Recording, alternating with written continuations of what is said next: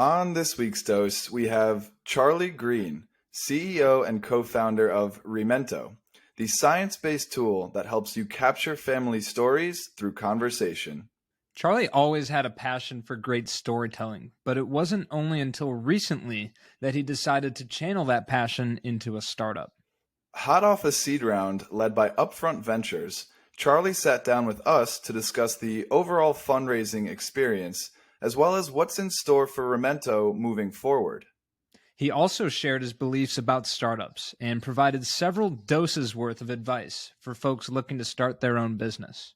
And unsurprisingly, Charlie was an incredible storyteller, and we are honored and excited to share this interview with you all. So without further ado, let's get right into it.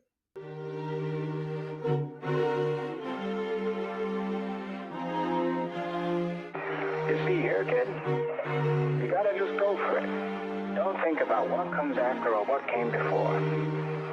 You just gotta bend your knees, take a deep breath, and jump. This is Venture Pill, your weekly dose of startups and venture capital. We break down recent startups in the news and interview founders and investors to help you stay informed in the evolving world of venture.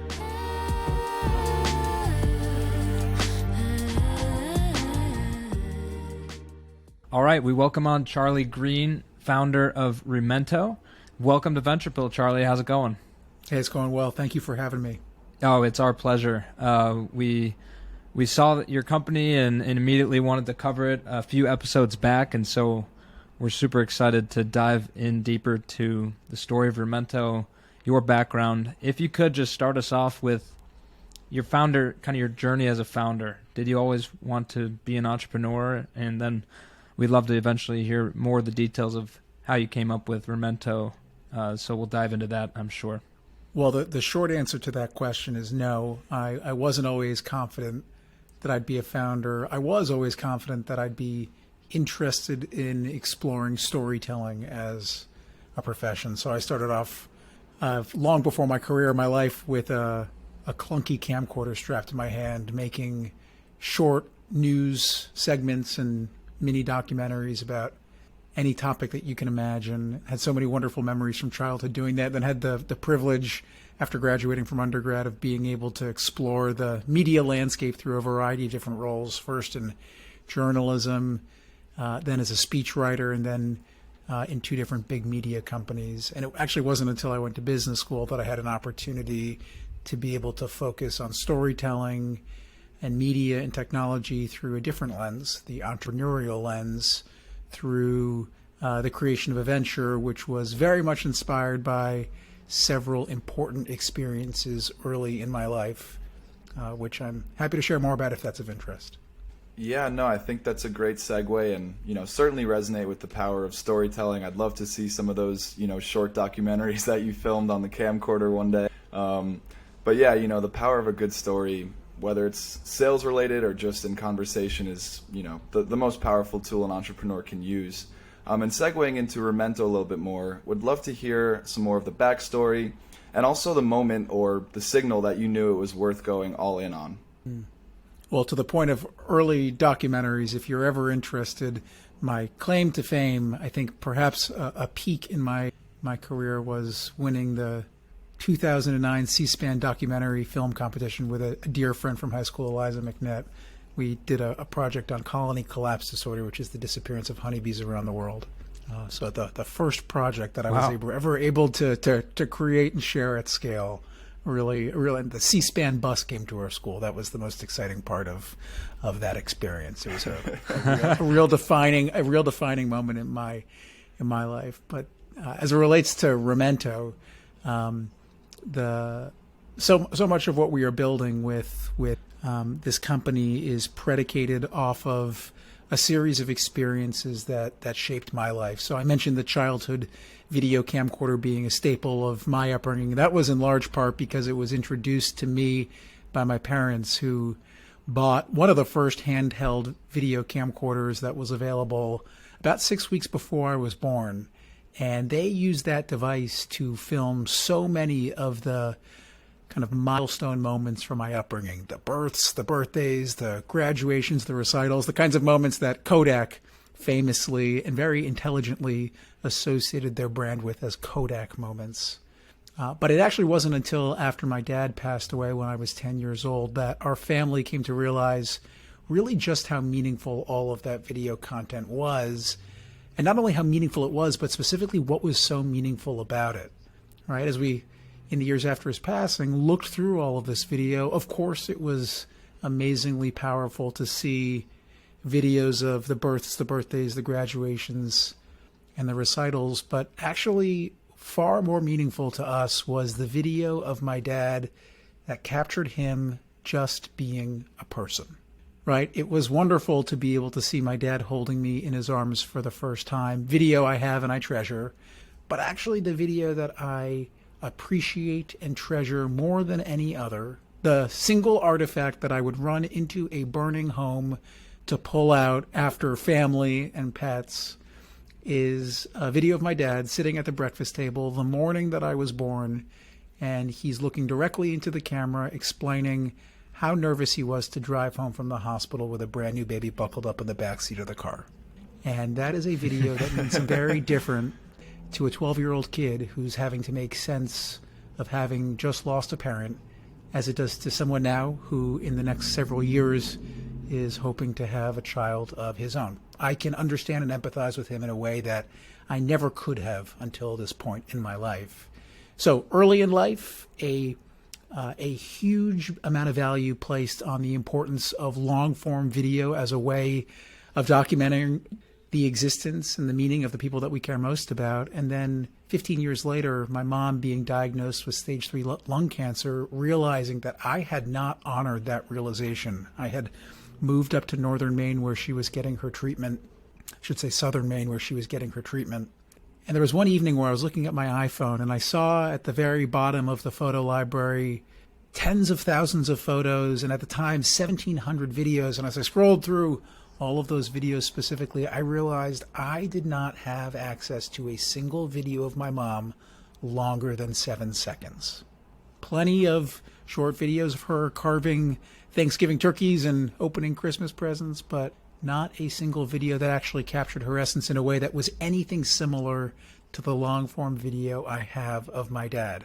So we set out to change that, but I had no idea what to do. Even with my C-SPAN student cam documentary winning hat, I had no idea how to properly preserve the essence of my mom. So I did what I think all of us would do who were motivated to do something like this. I Googled it. I found questions to ask a loved one before they pass away. I grabbed photos from scrapbooks, some of the photos that our family loved and I knew all of the stories behind, some of the photos that I didn't know anything about.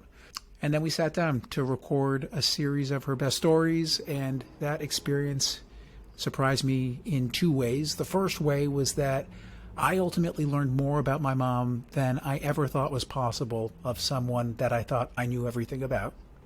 And the second realization was that when we took that video content, cut it up into these individual snippets of her life and share that with her family, we were then almost instantly inundated with photos and videos and maps and music, showing us how meaningful it is not only to hear the story of my mom sitting on Santa's lap for the first time, but how much more meaningful it was to be able to see the photo that my aunt found in her attic that actually features my mom sitting on his lap. And that is what Remento is all about. It's the tools to be able to have a conversation with someone that you love with the intention of capturing those precious stories, and then the ecosystem where those stories can be shared across the family and enriched through collaboration with others. Incredible. Yeah, that's a great story, an origin story of Remento, and heartwarming. Certainly, it touched us when we learned what you guys were doing.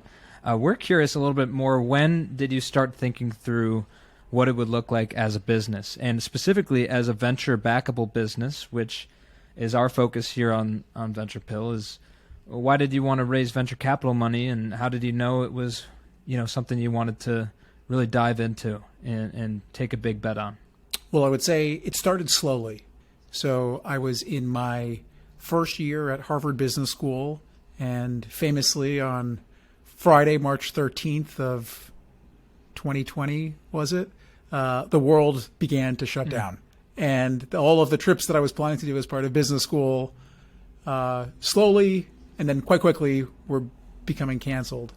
And it became quite clear that there was going to be a massive gap on my calendar over the 2 years that I thought I'd be spending a lot of time exploring the home countries of many of my classmates.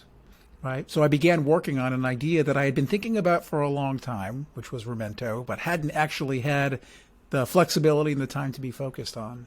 And it was in the process of incubating the idea on the campus, speaking with professors, then eventually speaking with other entrepreneurs, and then ultimately beginning the process of fundraising within the context of finishing out my second year of business school.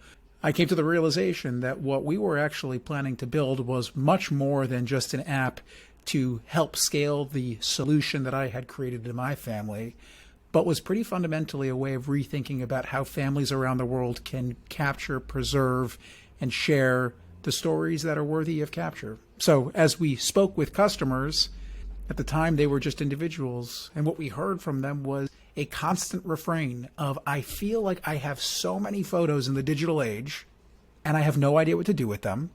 And I also realized that much of what I have in terms of the photos that are in my photo album speak to the moments in my life that I have lived, but don't provide anything in the way of documentation about how those moments actually shaped me. Right? That was one of the learnings that we found. And the other learning was so many people said, oh my God, I've got a parent or a grandparent where realistically I don't really know much about their background. And it'd be kind of awkward to ask grandma where she grew up, because if I haven't asked up until this point, I'm probably not going to ask at any point going forward. So we took all of these component pieces and we realized what a beautiful opportunity there is to give people the tools to be able to do what Ancestry.com, a $5 billion business, did for genealogy for family stories. Because at the end of the day, our family history is about a lot more than data. It's about stories. Yeah, I really like the way you framed that as a comparison to Ancestry.com. I hadn't thought about it that way. But you're right, it's the stories that make up a family, not the data. So I really like that. Tell us a little bit more about who you were targeting in your fundraising. We know you have Alumni Ventures on the cap table. How did you get connected with the team at Upfront Ventures, and what was that process like? So I got connected with our lead at Upfront Ventures through the business school network. So one of the things that I learned early in my career, my time spent in Washington, D.C., where networking is very much the currency, as it's probably fair to say is true of any place, but maybe particularly true in the world of communications and politics, is the single best question that you can ask at the end of a informational interview or a conversation where you're asking for someone's opinion is there anyone else that you'd recommend I speak with who may have an interesting take on what we just talked about? Right? It's the surefire way to make sure that every conversation has a viral coefficient that keeps the ship moving forward. And it was through the course of having what I think amounted to be well over 100 different conversations with entrepreneurs, professors, and then ultimately venture capitalists that I got connected to our lead at Upfront. We received a term sheet, and then we started building out a network of not only institutional investors, but also angel investors.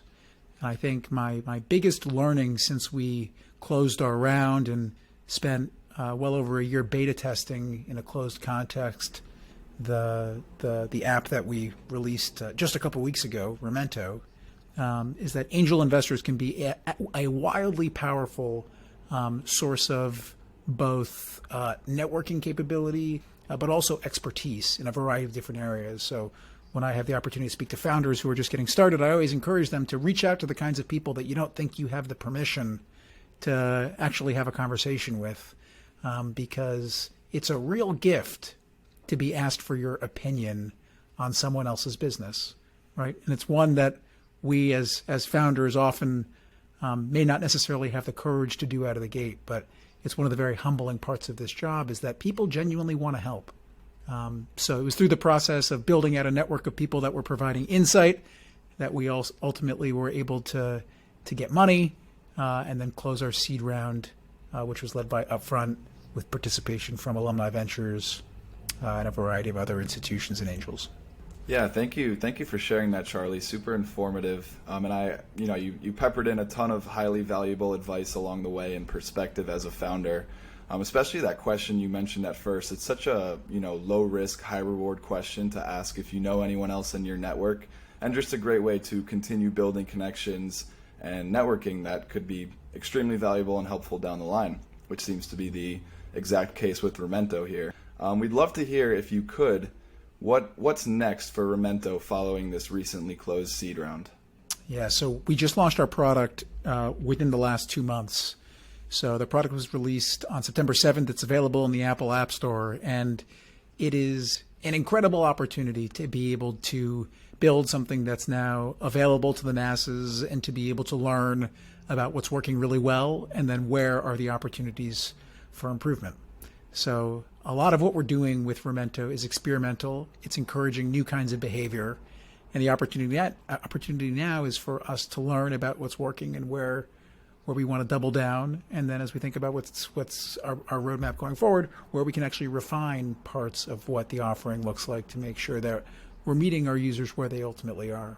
So as we think about what comes next, there's going to be more sharing, more collaboration, but also thinking of different ways that we can actually be in the business of collecting stories. Because one of the things that we've done extensively is we've worked with a series of experts in the field, people that we have brought along as part of our journey, who have expertise in memory research, in storytelling, in neuroscience, and they're helping us think through how memory is processed, and how stories are told. So we're thinking about new and novel ways of being able to draw out of the people that we love the stories that are ultimately most capable of producing meaning and making sure that we're delivering them to our users in a way that meets them exactly where they are. Awesome. And so right now, I was just curious, obviously the focus is on families and individuals. Have you thought about a way to sell this product and provide value of storytelling to businesses, to other businesses? I think the short answer there is absolutely. We certainly have. But at the end of the day, one of the things that's so important for us as a team to be focused on is focus, right? The classic trope that startups don't starve, they drown is very true, right? It takes real discipline to identify a core set of value propositions for a specific set of individuals and customers, and really making sure that we build a product that's right for them before we branch off into other use cases and utilities. So we're doing a tremendous amount of experimentation, thinking about ways that we can be different, but ultimately we're really focused on our core customer as being individuals who have someone in their lives with more to share than they've taken the time to learn, and making sure that we are experimenting within the confines of serving that audience, mindful of the fact, of course, that the technology that we're building to be able to work towards that goal will have applications very likely far beyond the core use case. Yeah, that makes so much sense. And it's exciting and probably hard to contain your excitement. Obviously, you're very passionate about the mission here, but to stay focused in an early stage is admirable. And so that's a great answer there. We also wanted to know, you have a different background from most founders, I would say, that we've encountered. What do you believe about startups and venture capital that you would say is contrary to most others? Well, I'd offer just one anecdote from the fundraising process for us, which was perhaps different than the way most founders approach fundraising. I think one common perspective is that it makes a lot of sense to validate your market and the solution that you're offering before you go out and raise money, and I could not agree more with that. There is so much in the way of no-code tools and solutions that allow you to get pretty damn close to building a full-fledged product before you actually have to build a team to bring that product to life in a real scalable way. Maybe the more contrary perspective is that ultimately when you're going out to raise money, what matters a lot less than knowing what your CAC to LTV and your unit economics are is knowing why you are the right founder for the opportunity and how you're going to build a team to go after it in a meaningful and scalable way. And I think at the end of the day, so much of that comes down to storytelling. I remember when I was starting off with my rounds, meeting with venture capitalists, I went online and I searched for what does the traditional pitch deck look like, and there are the first 5 steps, the problem, the solution, the unit economics, CAC to LTV. It was just this very regimented formula, and I found myself like needing to contain my excitement for what we were building in pursuit of checking a series of boxes. And I crashed and burned in the first couple of pitches that we did. It was an absolute nightmare, right? And some of the feedback that I got was, I thought you were a storyteller. It's kind of disappointing that you didn't know how to tell the story better. And here I was thinking, oh, I thought I was telling the story that folks wanted to hear, when in reality I wasn't telling a story at all. So I threw away that pitch deck. And what I ultimately ended up doing was I created 2 different documents. One of them was a leave behind that had all of the data that a good venture capitalist needs to be able to inform the decisions that they make. But the second document was what I used as a presentation guide. It had almost no words on it. It was mostly photos, and it was to accompany the story for why this business needs to exist and why the team that we were planning to build would be the right team to bring it to life. So I'd be excited to hear other folks who have thoughts on this. If you all in your lines of work see people coming in without the standard pitch deck, N of 1, it worked for me. Maybe it's a hot take for that reason, but I think making sure that if you're a founder with an idea that you're passionate about, you don't let checking boxes get in the way of telling your story. That's just really important to keep in mind. Yeah, I mean, absolutely love the message there. Thank you for sharing, Charlie.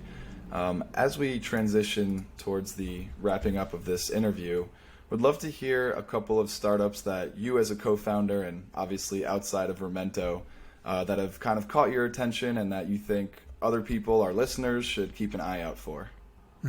I can give you two early stage ventures that I am tracking closely and am excited about both. One of them is Tango, which is an awesome tool that helps with step-by-step how-to guides in real time. So for anyone that's ever done something that they then had to explain more than once, Tango is the tool for you. They create really thoughtful, automated step-by-step tutorials of anything you can imagine, basically anything you can perform on a computer. Tango is going to be able to help you with that. So I'm a big fan of that team. And then there's a brand new company that I've been tracking closely. I got married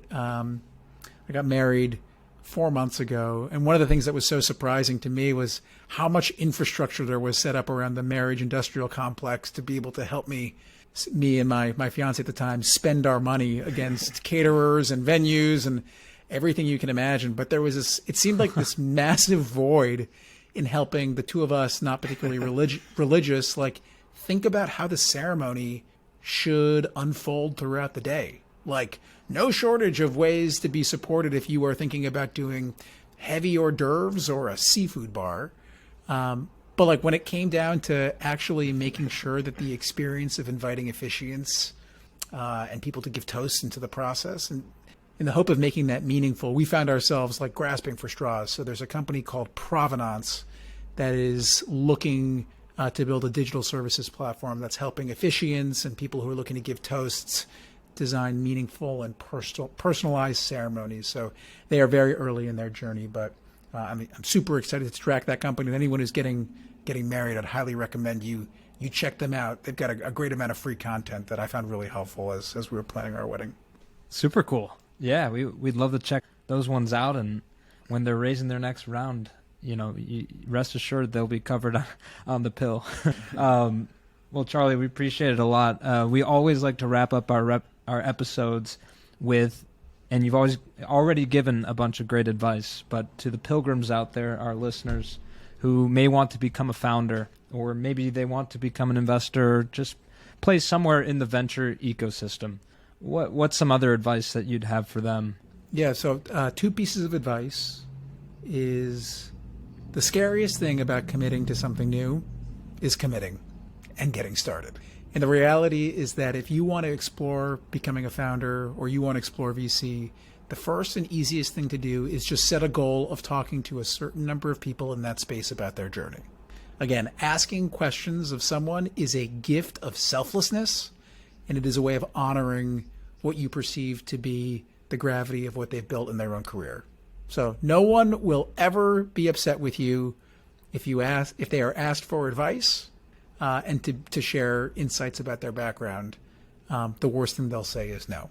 And the second piece of advice I would say is just do it, right? If you want to become a founder of a company that has a consumer product, the question you should be asking yourself is, why can't you just start building in the nights and weekends, early mornings if that's for you? Right? There is so much in the way of taking baby steps, putting forth hypotheses, validating them, invalidating them, getting started.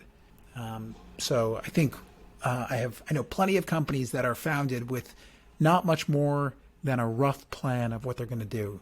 But I think so many of the really wonderful companies that do get funded have proven that there is a real need in the market for the solution they're offering, and many of them have found super scrappy and hacky ways to validate that they are the right people to come up with the solution.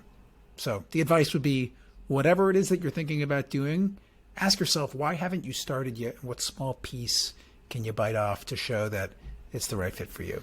Yeah, I mean, that's awesome. Thank you again for providing that valuable advice. And, I plan to put that into action myself.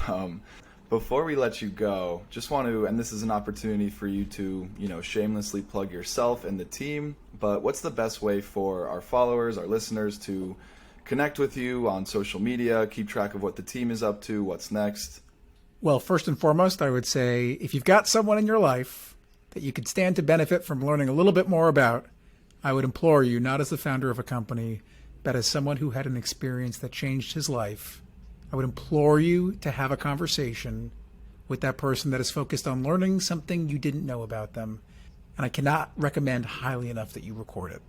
So that would be the first ask of each of your listeners. If we can be helpful in coming up with questions and actually recording it, making sure that it doesn't just get relegated to a Google Drive account and get lost, like Remento can be the app for you. And you can find us in the Apple Store. You can visit our website, remento.co. For anyone who's not hearing it right, it's like reflect and memento, Remento.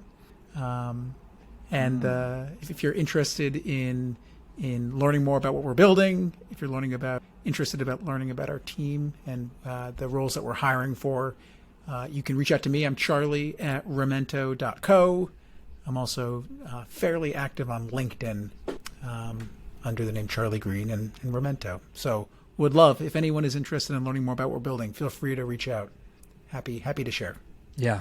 Talk about an awesome company with a great mission to join, and certainly fast growing. So great time to take a look at those roles.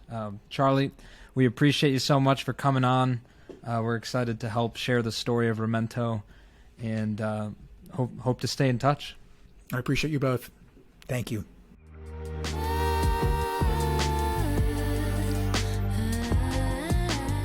Thanks for listening. Join us next week for another dose of startups and venture capital. And as always, we appreciate our pilgrims spreading the word about the show. Share with your friends and help someone else make the pilgrimage. See you next time.